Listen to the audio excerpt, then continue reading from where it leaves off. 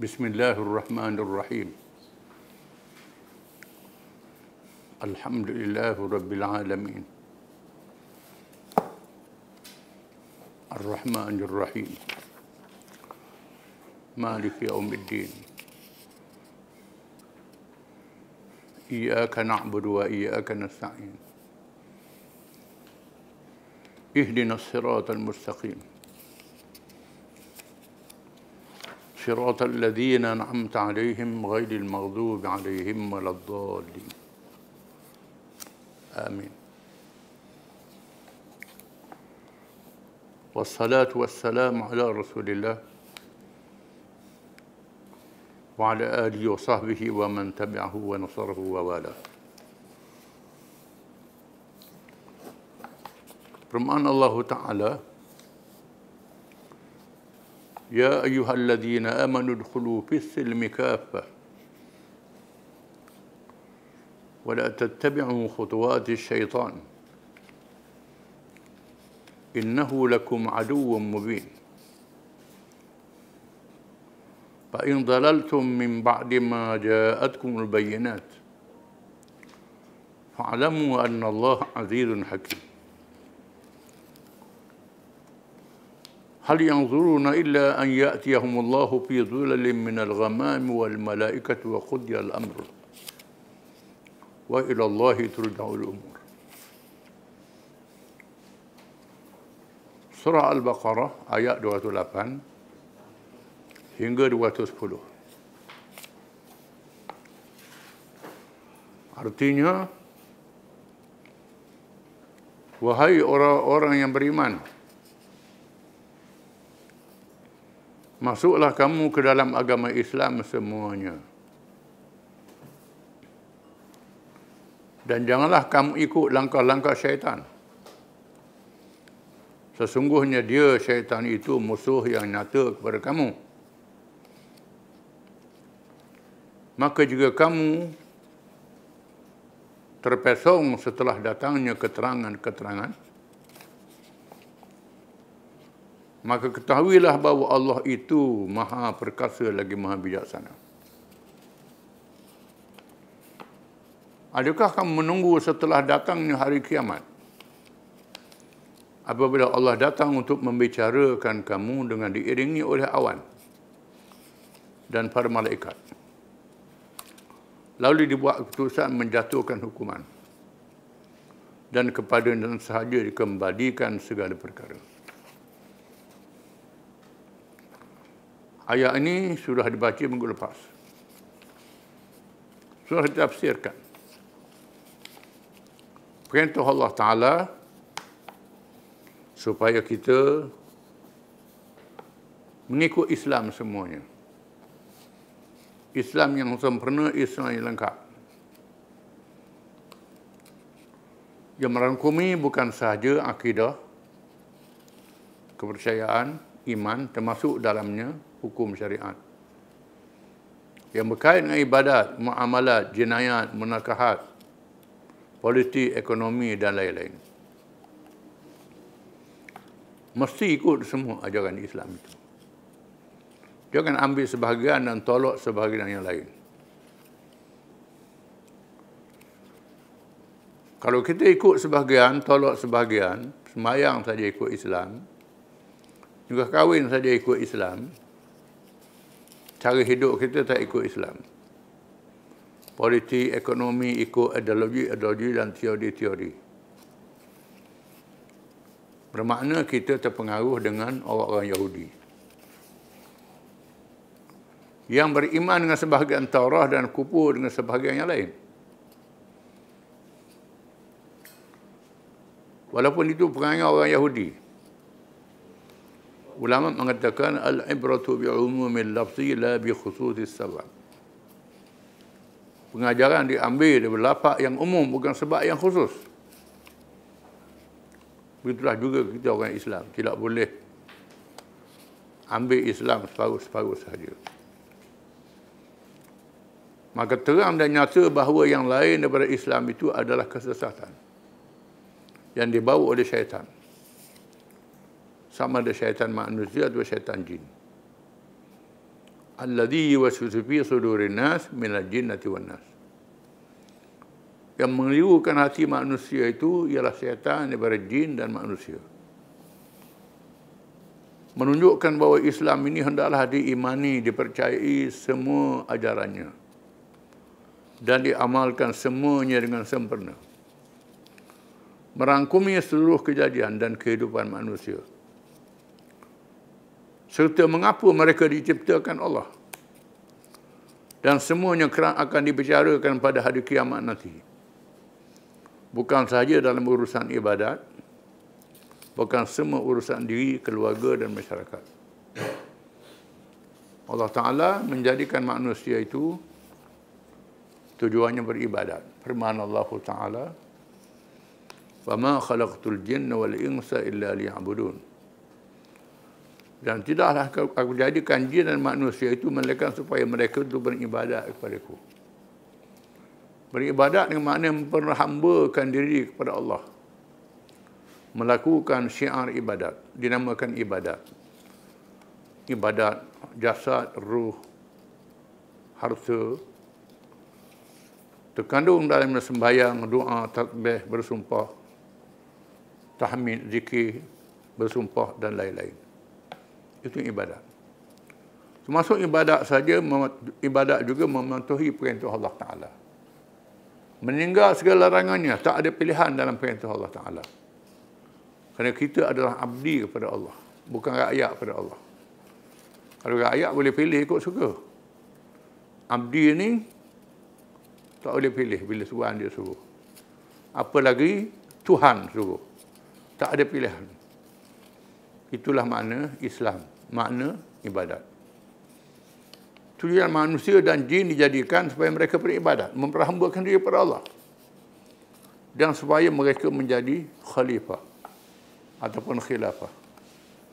Firman Allah Ta'ala, وَإِذْ قَالَ رَبُّكَ لِلْمَلَائِكَةِ إِنِّي جَاعِلٌ فِي الْأَرْضِ خَلِيفَةً قَالُوا أَتَجْعَلُ فِيهَا مَنْ يُفْسِدُ فِيهَا وَيَسْفِكُ الدِّمَاءَ وَنَحْنُ نُسَبِّحُ بِحَمْدِكَ وَنُقَدِّسُ لَكَ قَالَ إِنِّي أَعْلَمُ مَا لَا تَعْلَمُونَ.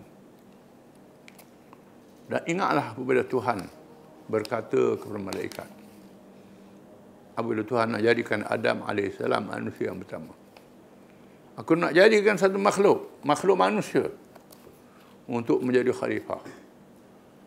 Khalifah dengan makna mentadbir bumi dengan syariat Allah, mengurus bumi dengan syariat Allah.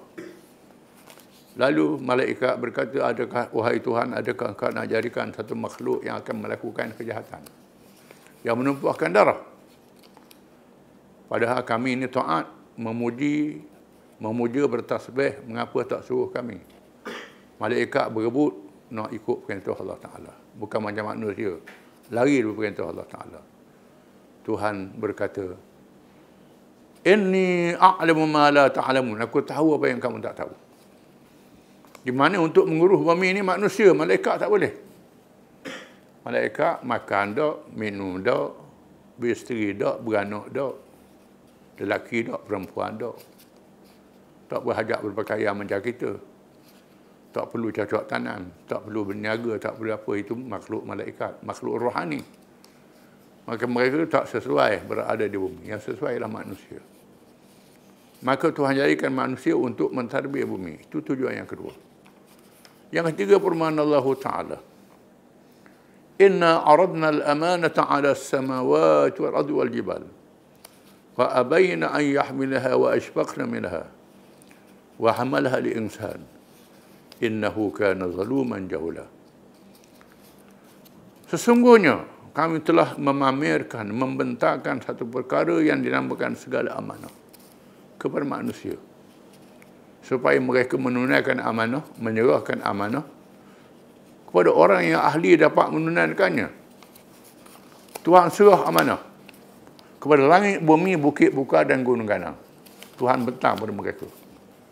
Semua makhluk itu takut, gerun. Bila dengar Tuhan kata, amanah ni jaga baik-baik. Kalau kamu tak jaga, dihumbalan neraka. Menyebabkan langit, bumi, bukit, buka takut. Takut dengan perintah itu. Namun manusia bersedia untuk memikulnya. Sesungguhnya manusia itu sangat zalim, lagi sangat jahil. Kerana yang boleh menunaikan amanah ialah manusia. Tuhan dah tentu dah. Inna Allah ya'murukum an tu'addul amanati ila ahliha. Wa idha hakamtum bainan nasi an tahkumu bil 'adl. Inna Allah ni'ma ya'idukum bih.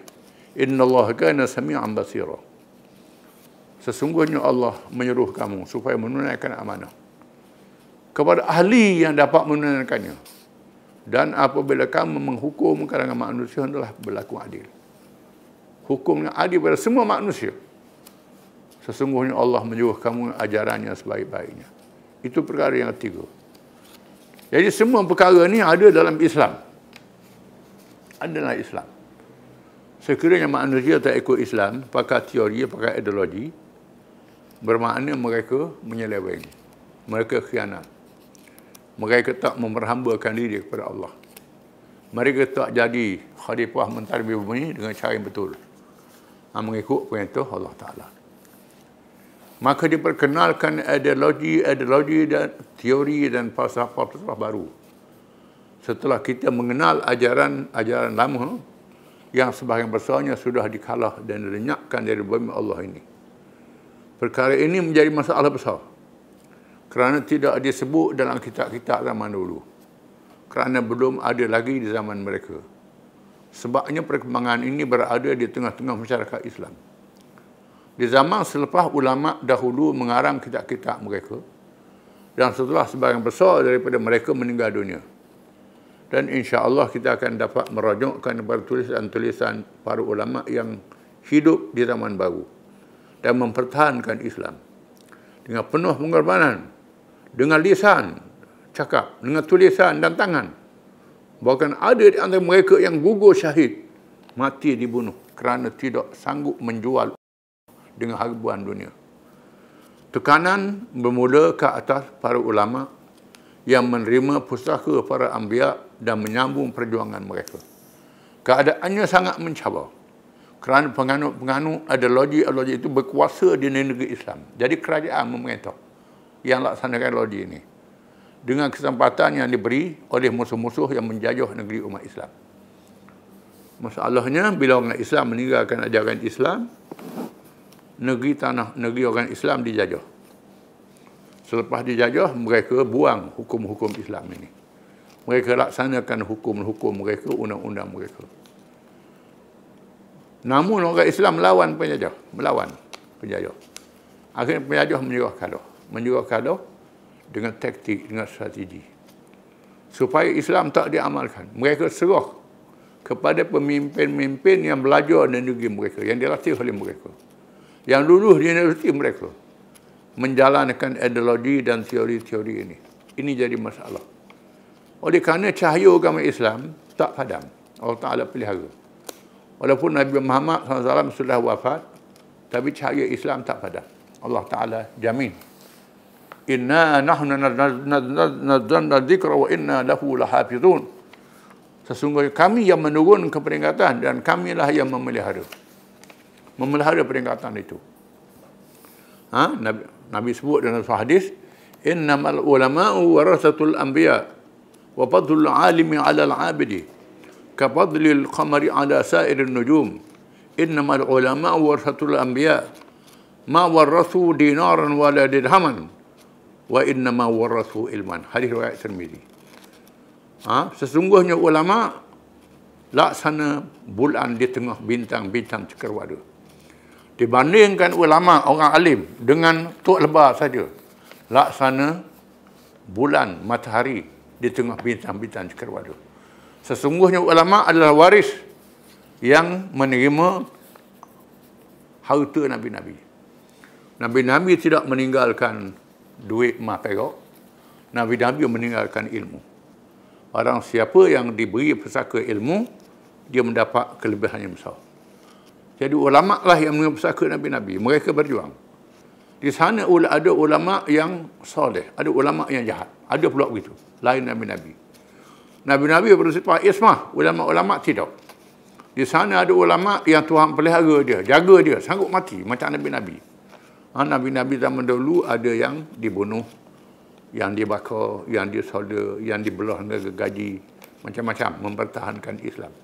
Jadi ulama-ulama pun ada juga yang mewarisi perjuangan Nabi-Nabi. Di sana ada ulama-ulama yang menjual agama dengan murah. Ada.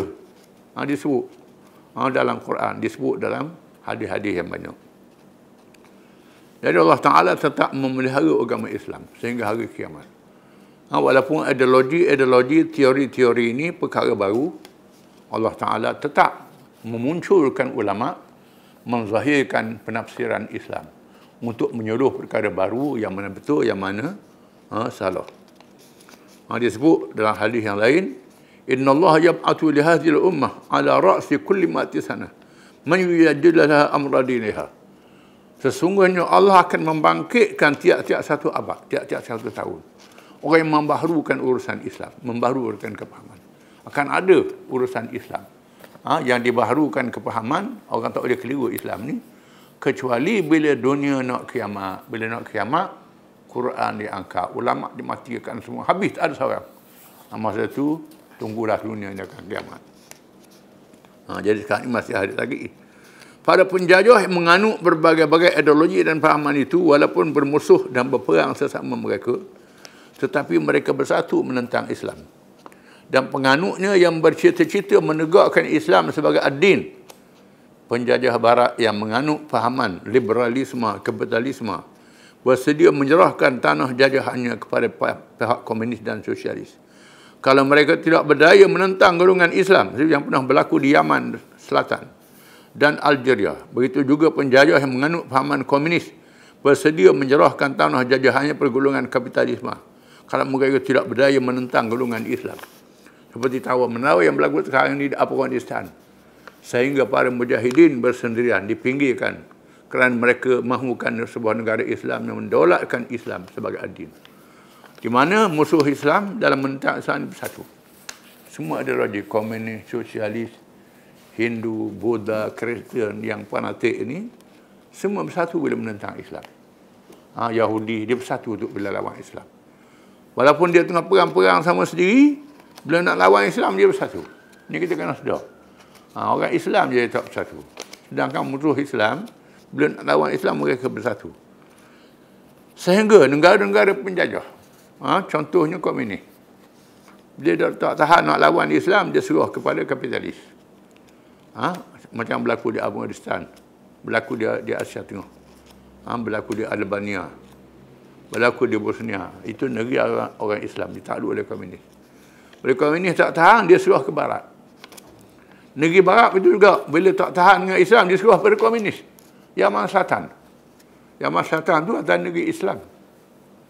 Negeri Islam. British takluk, orang Islam lawan British. British tak tahan, British pun lari. Lari, dia serah ke komunis, komunis Arab. Komunis Arab cakap Arab, baca Quran. Boleh baca Quran, cakap Arab. Tapi komunis tak percaya pada Islam. Di Algeria begitu, dia serah pada pokok sosialis. Di Mesir pernah serah pada pokok sosialis. Di Syria serah pada pokok sosialis. Dia tak serah pada Islam kerana nak halang Islam. Menjadi masalah besar kepada umat Islam, sehingga membingungkan mereka apabila pihak yang menganut ideologi yang sesat itu boleh memperalatkan ulama usu, ulama jahat. Ada pula ulama-ulama yang makan upah diperalatkan. Sehingga ada di negeri umat Islam yang dikuasai oleh pihak komunis, muncul ulama yang mengajar, bersyarah pada orang ramai, mengarang buku-buku yang membela ajaran sesat itu kerana sedikit imbuhan pangkat dan harta benda. Begitu juga di negeri Islam yang dikuasai oleh golongan yang menganut pahaman-pahaman kapitalisme, sosialisme dan sebagainya. Tiap-tiap negeri yang menganut ideologi ini ada ulama yang sokong dia. Jadi mufti dia, jadi pejabat tinggi dia. Ada mufti yang sungguh-sungguh jujur, ada yang tak jujur. Ada yang jujur, yang mempertahankan Islam. Ada yang tak jujur. Bukan tak boleh ambil jawatan. Boleh ambil jawatan. Tapi dengan syarat, pegang sungguh. Betul pertahankan orang Islam. Tapi kalau ambil jawatan, macam semut dalam gula, mapuh dalam gula. Boleh jawatan tu senyap dah ikut apa saja yang komunis suruh ikut komunis, kapitalis suruh ikut kapitalis, sosialis suruh ikut sosialis. maka jadi punah. Ini berlaku. Ada ulama usul, ulama jahat. Disebut dalam Quran kisah dia, kita akan baca dalam tafsir. Sesungguhnya umat Islam sekarang berada dalam keadaan yang sangat bahaya. Kerana penganutnya sendiri menganut pahaman-pahaman yang tiada kena-mengena dengan Islam. Walaupun mereka mengaku Islam. Dan ada yang masih sayang pada Islam, yang masih ada kemanisan iman. Sayang ke Islam, tapi jahil tak tahu. Tak sedar berjuang komunis. Kalau di tanah Melayu ni, hak berjuang komunis hari tu, lawan British, kawan komunis masuk dalam utama yang terawih tak tinggal. Yang terawih tak tinggal, tapi kawan komunis, berjuang komunis. Kalau kita kata mu ni kafir, marah. Begitu juga, yang ikut kapitalis, ikut orang putih. Islam tak sesuai, Islam salah. Tak boleh kata Islam, jadi kafir, marah. Menandakan iman dia masih ada. Nak kata dia kafir tak boleh, kerana dia jahil. Di sabda Rasulullah SAW, ada hadis kata, Salasun man kunna fihi wajada halawatal iman. An yakuna Allah wa Rasul ahabba ilahi mimma siwahuma. Wa an yuhibbal mar'a la yuhibbu illa lillah. Wa an yakra an ya'uda bil kufri ba'da an anqadahu Allah minhu kama yakrahu an yuqdhaba fin nar. Riwayat Bukhari, Muslim, Nasa'i, Tirmidzi, Ibnu Majah. Artinya 3 perkara. Sesiapa yang ada dalam dirinya nasai ada kemanisan iman. Allah dan Rasul lebih disayangi daripada yang lain. Tiadalah kasihnya kepada seorang melainkan kerana Allah. Dan bencinya kembali menjadi kufur setelah Allah selamatkannya bersama Islam. Laksana dia tidak mahu dicampur dalam neraka. Ada orang tu sembahyang, dok puasa, dok erti apa, berjudi. Tapi awak hina Allah. Awak hina Allah lah. Bangun. Bangun. Kalau di masjid, tembok. Samsing. Orang ni samsing. Bila awak hina Nabi Muhammad, dia cabut pintu, tembok. Ni. Orang ni. Jadi orang ni, iman ni masih ada. Walaupun dia tak sembahyang, judi, tak tahu apa, jahil. Begitu juga, dia sayang pada orang Islam. Kalau sebut je orang Islam, orang Islam, dia unyanya, dia zalimi, dia pepek pada orang Islam. Walaupun dia jahat. Dia jahat, tak tahu kahda, semayang, tak tahu, minum arak macam ni. Tapi, kalau buat hina Islam, dia lawan. Macam di Bosnia dulu. Di Bosnia dulu, orang Islam makan babi. Tak tahu babi itu haram. Tak tahu babi itu haram. Lama bertakluk kami ni. Tapi lawan dengan puak Serb, puak Kristian ni, berperang. Sampai mati-mati kerana buat hina Islam. Berperang. Di Bosnia tu berkecamuk antara orang Islam bukan Islam. Nak tahu Islam, tengok sunat kedok. Tengok sunat dia orang Islam. Tu. Kerana bercamuk, orang Islam dah bercampur aduk jadi begitu. Tapi masih sayang pada Islam. Begitu juga kita kata muni kafir, amarah.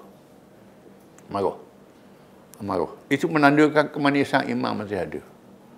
Pada hak dia bercakap tu, rosak iman dia, punah iman dia. Tapi kerana jahil. Jadi Ramadan ni jangan kita hukum. Imam Malik kata, kalau ada 99 hujah, jadi kafir. Sehujah je dia ni selamat. Kena selamatkan dia. Mungkin disebabkan kejahilan dan tiada siapa yang mengajarnya. Kerana seperti yang dinyatakan oleh almarhum Syekh Abdul Qadir Audah. Qadir Audah ni seorang hakim di Mesir. Yang dijatuhkan hukum membunuh oleh Rakyat Mesir. Tahun 50-an. Kerana mempertahankan Islam. Hakim. Hakim Mahkamah Barat. Bukan Mahkamah Islam ni. Mempertahankan Islam. Kejahilan, dia tulis buku yang bertajuk Al-Islam Baina Jahli Abna'i wa Dha'fi Ulama'i. Kejahilan penganutnya dan kelemahan para ulama'nya.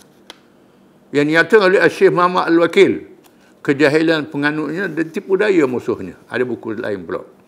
Baina Jahli Abna'i wa Kaidi A'da'i. InsyaAllah kita akan mempelajari sebahagian daripada ideologi dan teori-teori itu secara ringkas untuk pengenalan. Sebagai peringatan dan sempadan dengan memilih yang lebih terdedah pada umat Islam sekarang.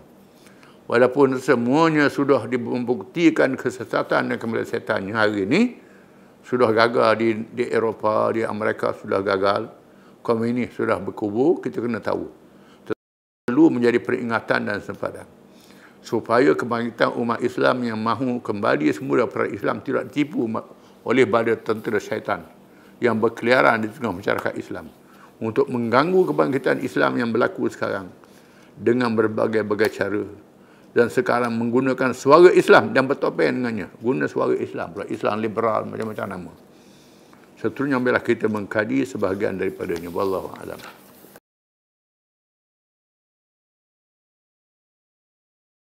Bismillahirrahmanirrahim. Ketibaan rombongan baduyun-duyun. Rombongan masuk Islam. Bab ke-8. Ketibaan rombongan menghadap Rasulullah SAW sebenarnya bermula sebelum Fathu Makkah dan peristiwa Tabuk kerana sudah ada dalam kalangan kabilah Arab yang sudah melihat cahaya Islam yang indah dan gagah. Tiada siapa yang dapat menghalangnya. Cuma ketibaan rombongan kian meningkat selepas Fathu Makkah dan Tabuk. Lepas pada berjaya tawan Makkah, berjaya menang di Tabuk, musuh besar, kuasa besar dunia lari, menyebabkan banyak kabilah Arab datang. Oleh itu Allah berfirman, "La yastawi minkum man anfaqa min qabli al-fath wa qatal. Ulaika a'zamu darajatan min alladhina anfaqu min ba'd wa qatalu. Fa kullan wa'ada Allahu al-husna wallahu bima ta'maluna khabir." Surah Al-Hadid ayat 10. Tidaklah sama di antara kamu orang-orang yang membelanjakan hartanya sebelum Fathu Makkah dan orang yang berperang jihad, mereka itu lebih besar darjatnya daripada orang-orang yang membelanjakan hartanya selepas Fathu Makkah. Dan mereka juga berperang jihad, dan setiap satu puak dari keduanya Allah menjanjikan balasan yang sebaik-baiknya. Dan Allah itu maha mendalam pengetahuannya akan apa yang kamu kerjakan. Menunjukkan bahawa orang yang masuk Islam sebelum buka Mekah, sebelum Tabuk, mendapat pahala besar. Beza orang Kediang. Masuk Islam lemah.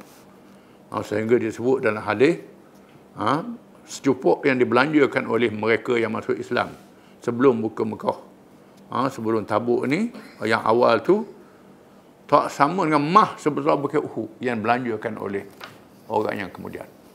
Tuhan beri pahala sangat besar masa Islam dalam keadaan tertekan. Walaupun derma dia sikit, tak banyak, secupuk beras je. Tapi tak sama dengan mah sebesar bukit yang dibelanjakan oleh orang yang sudah senang, lenang. Islam sudah menang. Dan sabda Rasulullah SAW, "La hijrata ba'dal fathi, walakin jihadun wa niyah, wa iza tunfirtum fangfiru." Tiada lagi kelebihan berhijrah ke Mekah selepas Fathu Makkah. Tetapi yang ada ialah jihad dan niat. Dan apabila kamu dikerah untuk berjihad, maka kamu hendaklah keluar untuk berjihad. Hadis ini menyatakan bahawa hijrah yang besar kelebihan seperti Mekah tu tak ada lagi. Sekarang ni tak ada dah. Itu yang sangat dahsyat ujiannya. Ibnu Katsir rahimahullah dengan tegas menyatakan perlunya perbezaan mereka yang menganut Islam di antara dua keadaan tersebut dari segi fadilatnya. Di sana ada rombongan yang datang menerima Islam di hadapan Rasulullah SAW sebelum Hudaybiyah, sebelum Fathu Makkah dan sebelum Tabuk, di mana mereka itu telah mendapat fadilat di sisi Allah lebih daripada yang lain. Ibnu Hajar meriwayatkan daripada Ibnu Hisham bahawa Abu Ubaidah menamakan tahun ke-9 Hijrah dengan Amul Wufud, tahun ketibaan rombongan-rombongan, kerana kebanyakan rombongan yang tiba dan jumlah anggotanya yang besar. Bila dengar Islam dah kuat ni, ramailah mengaku masuk Islam. Tak macam dulu lah. Peperangan Tabuk menghadapi kuasa besar dunia Rom Timur, Bizantin, menjadi titik tolak yang penting bagi menentukan sikap kabilah-kabilah Arab, sama ada menerima Islam atau menentangnya. Setelah Fathu Makkah yang menghapuskan keangkuhan Quraisy yang dianggap pengawal tanah suci yang dihormati juga di zaman jahiliah, dan mereka juga dianggap zuriat Ibrahim AS yang disanjung oleh bangsa Arab, penganut Yahudi dan Kristian. Pemimpin-pemimpin Arab secara khusus melihat pembukaan Mekah menjadi masa yang memastikan mereka menentukan sikap untuk menganut Islam. kerana selepas itu mereka tidak mampu lagi menentang dan musuh terhadap Islam dan negaranya. Maka bermulalah kedatangan rombongan besar dan selepas itu Tabuk menjadi lebih besar. Dan selepas itu Tabuk menjadi lebih besar. Bila Mekah sudah menang, maka ramai datang masuk Islam. Bila Tabuk pula menang, kuasa besar Rom lagi ramai masuk Islam. Kerana tak boleh lawan dari Islam ni.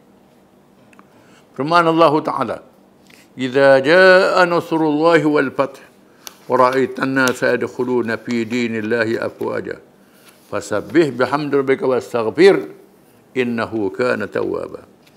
Apabila datang pertolongan Allah dan kemenangan dan engkau melihat manusia masuk ke dalam agama Islam beramai-ramai, maka ucapkanlah tasbih dengan memuji Tuhanmu dan mintalah ampun kepadanya.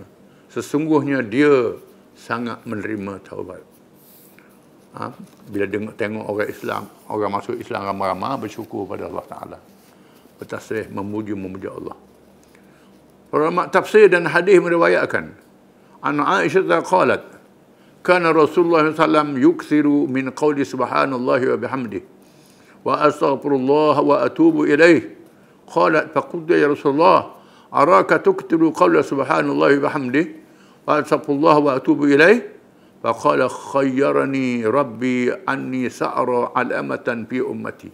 فإذا رأيتها أكثرت من قول سبحان الله وبحمده وأستغفره وأتوب إليه فقد رأيتها إذا جاء نصر والفتح فتح مكة ورأيت الناس يدخلون في دين الله أفواجا فسبح بحمد ربك واستغفر إنه كان توابا. Dari Ummul Mukminin Aisyah radhiyallahu anha katanya, Rasulullah SAW banyak menyebut subhanallah wa bihamdihi wa astaghfirullah wa atubu ilaih. Maha suci Allah dan segala kepujiannya, dan aku memohon keampunan daripada Allah serta bertaubat kepadanya. Aisyah bertanya, saya melihat Rasulullah banyak bertasbih, bertahmid, beristighfar dan bertaubat dengan kalimah-kalimah tersebut. Mengapa banyak ulang ni? Sabda Rasulullah SAW, Tuhanku memberitahu kepadaku bahawa aku akan melihat alamat tanda berlaku daripada umatku dan aku telah melihatnya. Maka aku menyebut kalimah-kalimah tersebut. Alamat itu ialah firman Allah Ta'ala, "Idza jaa nasrullahi wal fath." Apabila datangnya pertolongan Allah dan al-fath, pembukaan ialah Fathu Makkah. Dan firman Allah Ta'ala, "Wa ra'aitan nasa yadkhuluna fi dinillahi afwaja fasabbih bihamdi rabbika wastaghfir innahu kana tawwaba." Dan engkau melihat manusia masuk ke dalam agama Allah berduyun-duyun ramainya secara kumpulan berjumlah besar, maka bertasbihlah dengan memuji Tuhanmu dan beristighfar kepadanya. Sesungguhnya dia adalah Tuhan yang maha menerima taubat. Banyak. Abdullah bin Abbas menjelaskan, Amir bin Umar bin Khattab radhiyallahu anhu, ayat ini menandakan ada Rasulullah SAW. Rasulullah nak mati. Abdullah bin Abbas itu nak mati. Mengikut riwayatnya, saya nak mau panggil masa zaman dia, sila tafsir ayat ni. Lalu orang bertafsir mengikut ayat ni. Allah bin Abbas kata, ayat ini menandakan ajar Nabi. Nabi nak mati. Ajar dia nampak. Bila dia, Islam sudah sempurna, menandakan ajar dia tiba. Para ulama sirah Nabawiyah meriwayatkan jumlah rombongan yang datang menghadap Rasulullah sebanyak 70 rombongan. 70 rombongan. Kalau 100, jadi 700.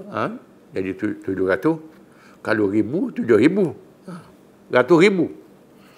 Kebanyakan mereka mengumpulkan ceritanya dalam satu bab, termasuk yang datang sebelum Fathu Makkah dan Tabuk. Ada juga yang mengulangi rombongan beberapa kali sehingga diulangi lagi selepas Tabuk. Maka dia senaraikan sebahagian daripadanya yang ada dalam kisahnya beberapa keistimewaan untuk menjadi pengajaran. Kita senarai sebahagian saja daripadanya untuk jadi pengajaran kepada kita.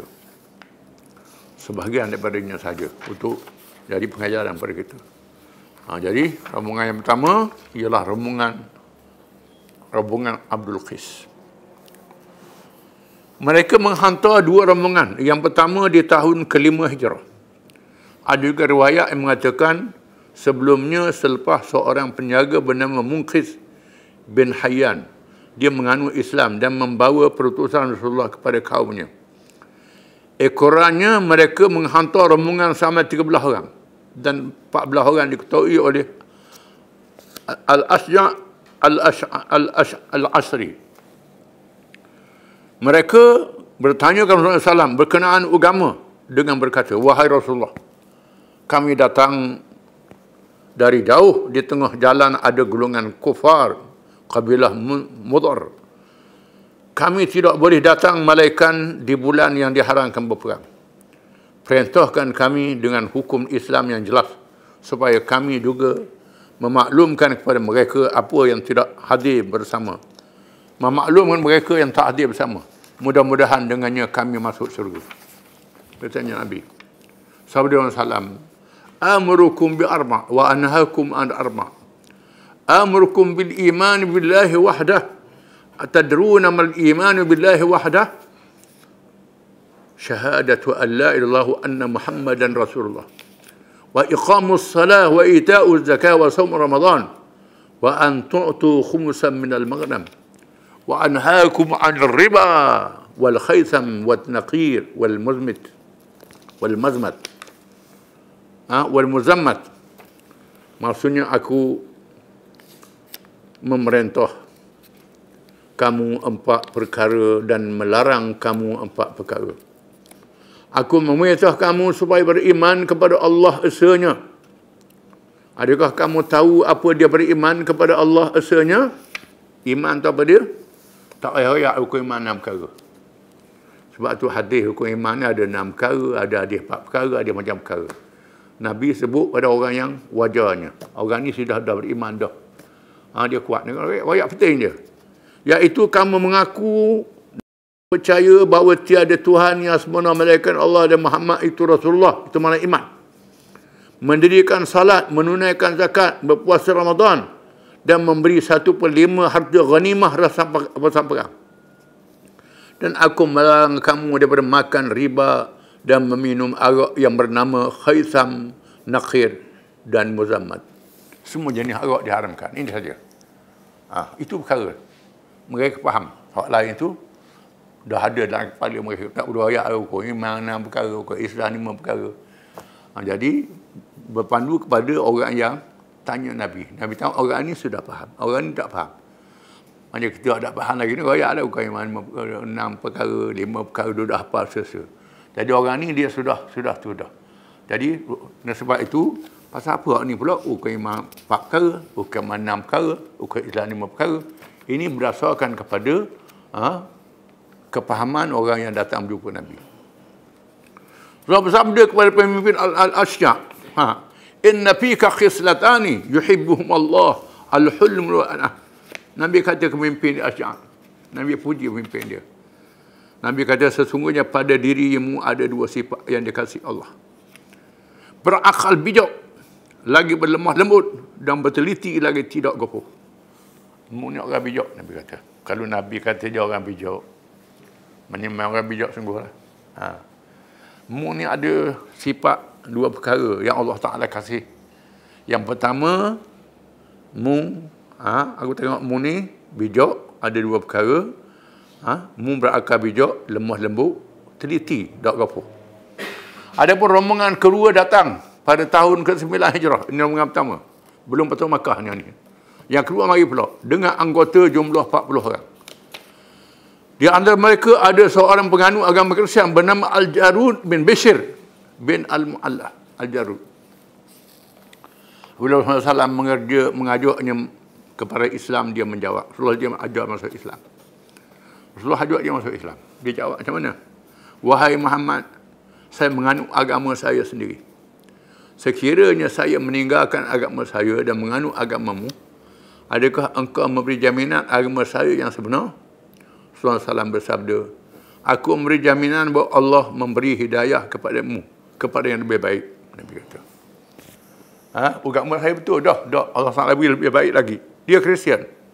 Lalu dia masuk Islam dan diikuti oleh rakan-rakannya yang belum Islam selama ini.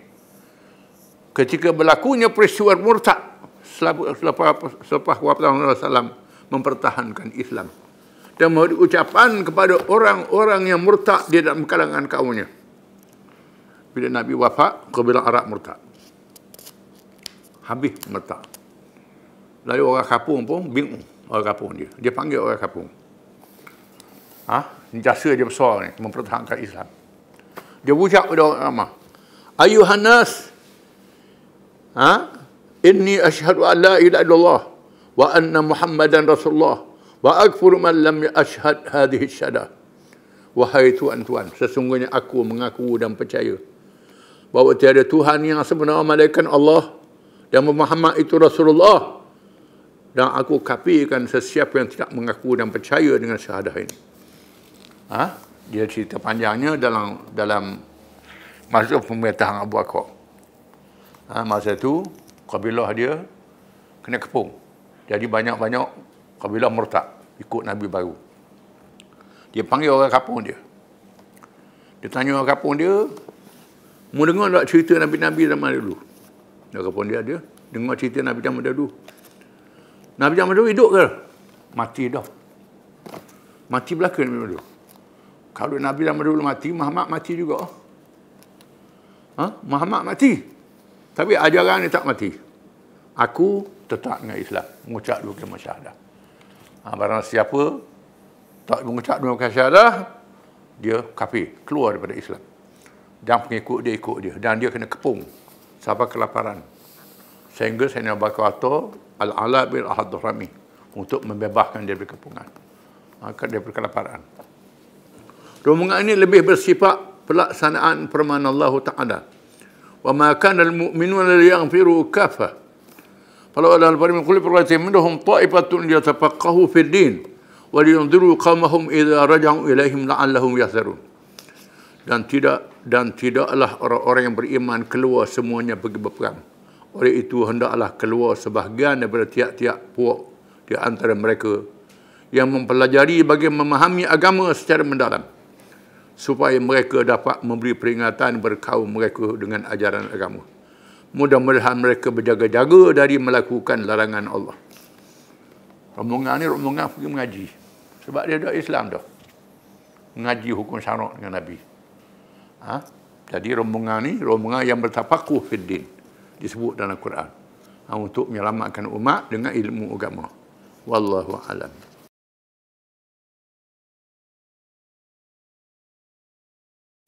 أعوذ بالله من الشيطان الرجيم إن الله اصطفى آدم ونوحا وآل عمران إن الله اصطفى آدم ونوحا وآل إبراهيم وآل عمران على العالمين ذرية بعضها من بعض والله سميع عليم.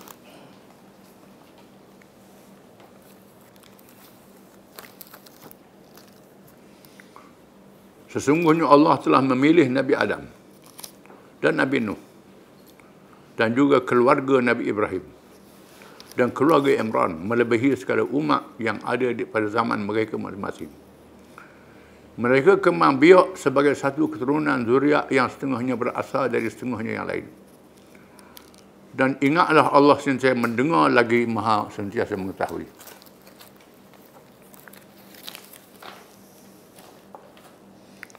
Tara ya inna Allah Ta'ala memilih nama beberapa orang Rasul. Sesungguhnya Allah telah memilih Adam menjadi manusia pertama dicipta oleh Allah Ta'ala dengan kun fayakun. Diisytiharkan di hadapan malaikat. Dimasukkan dalam syurga. Terbiah dalam syurga. Adam akan dihantar ke bumi. Bukan dengan cipta terus hantar ke bumi, tidak. Allah Ta'ala dalam syurga dulu. Ada dia makan, ada dia minum, ada dia menikmati nikmat dalam syurga, bergaul dengan isteri dia Hawa. Kemudian Tuhan hajar dia jatuh dalam maksiat, ditipu oleh iblis. Lepas tu dia dihantar ke bumi. Bawa hantar ke bumi dan dia bertaubat, dia kena kerja di atas muka bumi. Maka Adam dipilih oleh Allah menjadi manusia yang pertama. Dia anggap bapa kepada segala manusia. Wa Nuhan dan Nuh. Adapun Nuh ialah manusia yang pertama menjadi rasul menentang kekufuran. Mengikut para ulama, manusia dalam keadaan beriman kepada Allah di masa Nabi Adam. Sehingga 10 abad selepas Nabi Adam mati. 10 abad ni 1000 tahun.